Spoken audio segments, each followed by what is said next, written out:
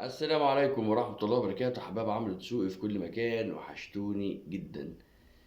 امبارح شفنا مباراة ولا أسوأ بجد في تاريخ النادي الأهلي. مباراة بلا معنى، بلا هوية، بلا روح، بلا عزيمة.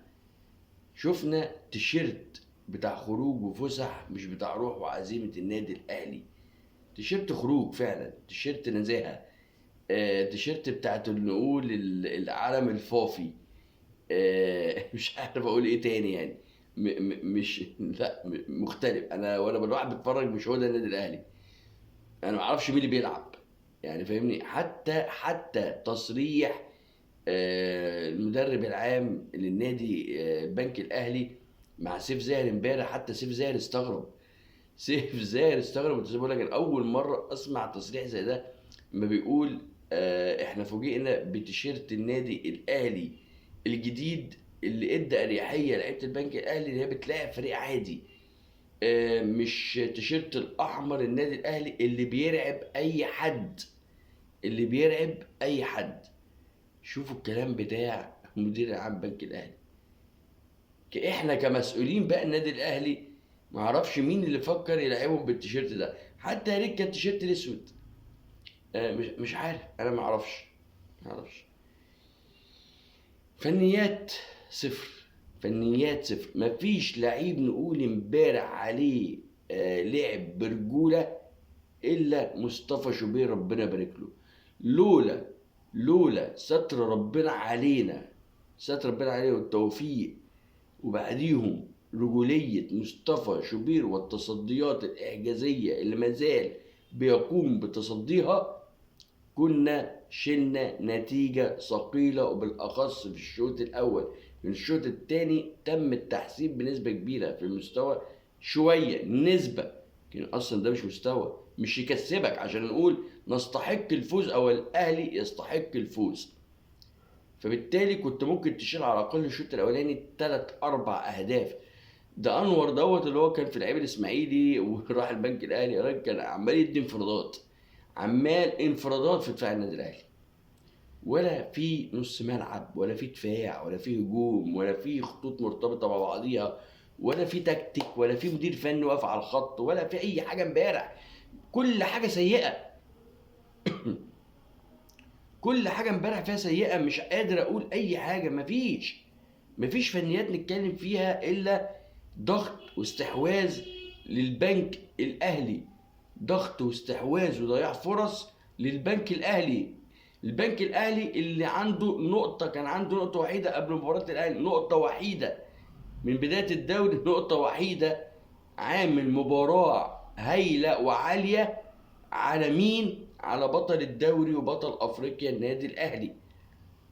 لازم نقول ونعترف بالكلام ده. سيبنا بقى من التحكيم، وسيبنا من العالم بقى اللي عماله طول امبارح السوشيال ميديا ده الاهلي ليه هدف صحيح. ماشي، ليه هدف صحيح، تمام. ده الاهلي ليه ركله جزاء، تمام، صحيحه 100%. بس هل ده مستوى نتكلم فيه كاهلاويه، نتكلم بما يرضي الله اللي احنا اتعودنا وتربينا عليه؟ هل ده مستوى نقول نكسب بيه؟ والله الاهلي لا يستحق الفوز امبارح، لا يستحق التعادل.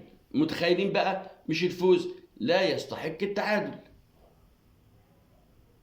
امبارح لما يكون عندك السولية على الدكة يا عم كولر، ويكون عندك عمر كمال عبد الواحد موجودين على الدكة بره، اتنين يغيروا الفارق، ويكون كمان عندك رضا سليم، وتيجي تلعب لي بكوكا المستواه مذبذب على فترات، بقاله فترة مستواه مذبذب، وتيجي تلعب لي بيرستاو اللي انت قلت عليه انا مش عايزك، انا همشيك في شهر يناير، وهو رد عليك انا هروح نادي الزمالك خلاص، وتم الاتفاق مع نادي الزمالك اذا مشيت في يناير الفترة اللي جاية. فعايز انت بتلعبه هيديك ايه؟ لعيب اصلا اكترية لعبه من قبل كده حتى لما كان مستواه، يا راجل ما شفتش لعيب ابدا يبقى وشه للجون يرجع لورا، وشه للجون يرجع لورا، مش عارف رقص واحد واحد. ويوم ما عدى من لعيب البنك الاهلي امبارح بيقع، ولما قام وعافر في الكوره والله اكبر، يعني حزناه وعافر في الكوره، ها، حب يعمل لها مش عارف حنكشه ومنكشه، ويوقفها طولت منه، عايز يقبل استوى مننا. يا عم روح لهم، هم اولى بيك. روح شلهم شويه، هم اولى بيك. احنا كفايه علينا كده. رضا سليم صدق من كتر القعده. رضا سليم صدق من كتر القعده. عمر كمال عمل فارق، السولية عمل فارق لما نزل. امبارح لعيبه الاهلي تحس ان هي ضايعه. مفيش حتى الروح، مفيش حتى مستوى فنيات يبقى فيه روح بتعوض المستوى الفني. ده احنا ما شفناهوش امبارح في النادي الاهلي. ما شفناش مدير فني عنده تكتيك او بيغير للاحسن وللافضل تماما. امبارح الافضل في المباراه هو فعلا وياخد رجل المباراه. هو مين؟ هو مصطفى شوبير، اللي صفحه النادي الاهلي احتفلت بيه امبارح في ظل التعادل الثاني على التوالي. انت بتعادل، بتحتفل برجل المباراه. يشكر، بس مش على صفحه النادي الاهلي واحنا في ظل الظروف ديت، المستوى المذبذب ده والمستوى النازل ده، وقبل بطولات مهمه بتحتفل لي برجل المباراه. ان تمام، مفيش مشكله. مش رسمي على صفحات النادي الاهلي، مش على صفحات النادي الاهلي رسميه. انت المفروض تكون في شده وعقاب للاعيبه ديت اللي امبارح اللي تعودت في التعادل وعدم المستوى والتذبذب بالمستوى ده. لعيبه لا تستحق لبس تيشيرت النادي الاهلي.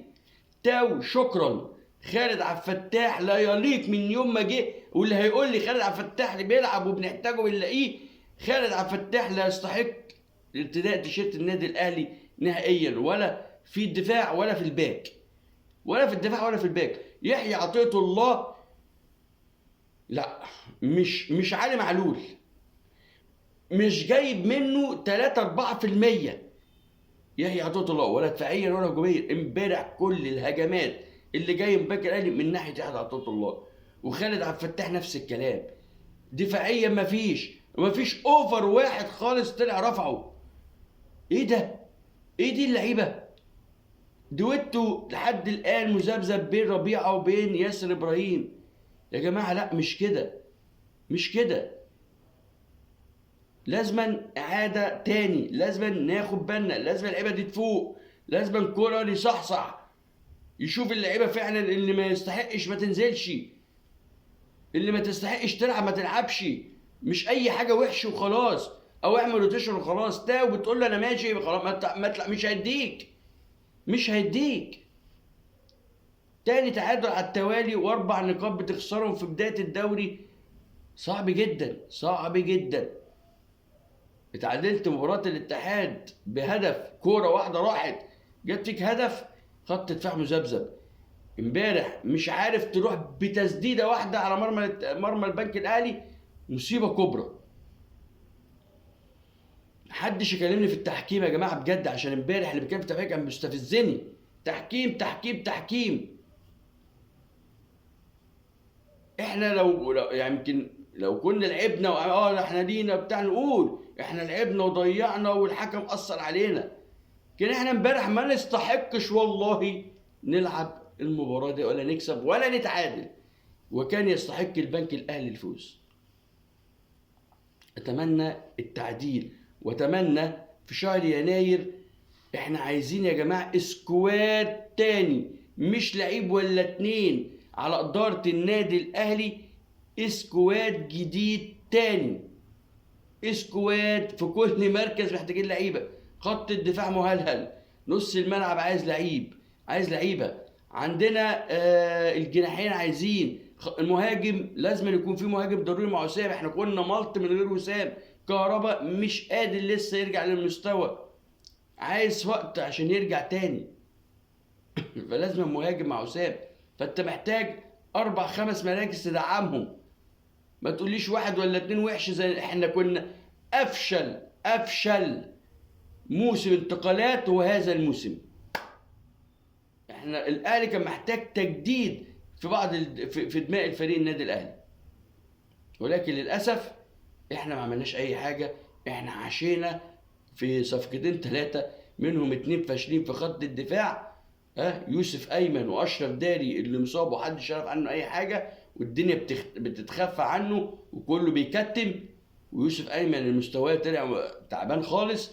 ويحيى عطية الله اللي احنا جبناه. ادي الصفقات اللي جت داخل النادي الاهلي. عمر الساعي الناس بتتكلم هو فين؟ عمر الساعي كولر مش مقتنع بيه. كابتن الخطيب جابوا لاسباب انسانيه مع رئيس نادي الاسماعيلي للمساعده الماديه في ظروفه اللي هو مزنوق فيها، عشان الناس تبقى عارفه. دفع فيه مليون دولار اللي ما عرفناش ندفعهم فيه محمد علي بن رمضان. مليون دولار كنا واقفين عليهم دفعهم للاسماعيلي عشان يشيلوا من ازمته. كتر خيرك يا كابتن محمود ان انت بتقف مع الانديه. مليون دولار وقفت مع نادي الاسماعيلي عشان يسد ديونه، بس بطريقه انسانيه، فخدت منه عمر الساعي وانت في عدم الاحتياج ليه او المدير الفني مش مقتنع بيه. وكرر انت عارف طول ما هو مش مقتنع بلعيب مش هشممه النجيله. اتمنى شهر يناير يبقى فيه صفقات قويه، ان انت داخل على دوري ابطال افريقيا وبطريقه قويه، وداخل على كاس عالم الانديه بشكل قوي، وربنا يستر على مباراه انتر كونتيننتال يوم 14/12. اتمنى نشوف الاهلي احسن وفي افضل حاله. يا رب تكونوا فيكم اخبار النهارده مهمه. نشوفكم في اخبار جديده مع عمرو الدسوقي.